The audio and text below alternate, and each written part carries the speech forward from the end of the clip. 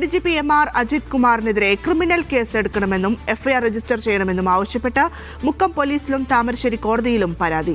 Youth Congress പ്രവർത്തകരെ മർദ്ദിച്ച case Ajith Kumar അട്ടിമറിച്ചതായി വ്യക്തമാണെന്നും കേസ് രജിസ്റ്റർ ചെയ്യണമെന്നുമാണ് പരാതിയിലെ ആവശ്യം.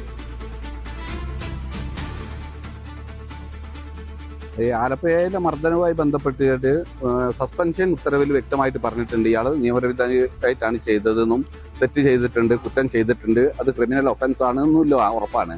അതുകൊണ്ട് ഇയാളെ പേരിൽ ക്രിമിനൽ കേസ് എടുക്കേണ്ടിണ്ടായിരുന്നു. അത് എടുക്കാത്തത് കൊണ്ട് ഞാൻ ക്രിമിനൽ കേസ് എടുക്കണം എന്ന് പറഞ്ഞ് മുക്കം SHOക്ക് 0 FIR രജിസ്റ്റർ ചെയ്യാൻ വേണ്ടി പരാതി കൊടുത്തു. പക്ഷെ മുക്കം SHO അത് 0 FIR രജിസ്റ്റർ ചെയ്യാതെ അങ്ങോട്ടേക്ക് അയക്കുകയാണ് ചെയ്തത്, ആലപ്പുഴക്ക് അയച്ചു. അപ്പൊ അത് ചോദ്യം ചെയ്തുകൊണ്ട് SP പരാതി കൊടുത്തു. SP-യും അത് വിക്ടിം നിങ്ങളല്ലല്ലോ എന്നുള്ളൊരു മറുപടിയാണ് SP-നോട് പറയുന്നത്. മേലുദ്യോഗസ്ഥരോട് ഔദ്യോഗിക പദവിയിൽ ഇരിക്കുമ്പോൾ അങ്ങനെ കുറ്റം ചെയ്തു കഴിഞ്ഞാൽ മേലുദ്യോഗസ്ഥരോട് റിപ്പോർട്ട് തരണമെന്നുണ്ട്. അപ്പോൾ ഇത് ADGP ആയതുകൊണ്ട് DGP-യോട് റിപ്പോർട്ട് ആവശ്യപ്പെടേണ്ടതുണ്ട്. ഇത് ഉന്നത ഉദ്യോഗസ്ഥർ തന്നെ തെറ്റ് ചെയ്യുന്നു, ആ തെറ്റിനെ ന്യായീകരിക്കുന്നതാണ് ഇപ്പൊ നമ്മൾ കണ്ടുകൊണ്ട് വരുന്നത്. KT വിബീഷ് ഉണ്ട് വിശദാംശങ്ങളുമായി. വിബീഷ്, ഗുരുതരമായ ആരോപണമാണ് അദ്ദേഹം ഉന്നയിക്കുന്നത്. ഇതാരാണ് ഈ വ്യക്തി? എങ്ങനെയാണ് പരാതി കൊടുത്തിരിക്കുന്നത്? എന്തൊക്കെ കാര്യങ്ങൾ ഇതിൽ പറയുന്നുണ്ട്?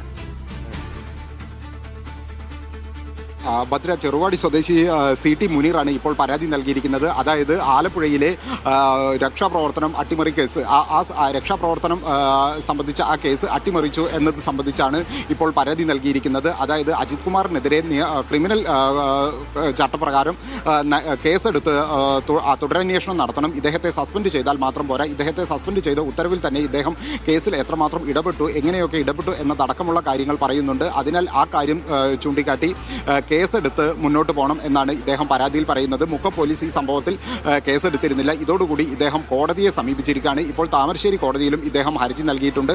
തുടർന്ന് ഹർജിയിൽ താമരശ്ശേരി കോടതി ഇപ്പോൾ പോലീസിനോട് റിപ്പോർട്ട് തേടിയിട്ടുണ്ട്. ഭദ്ര.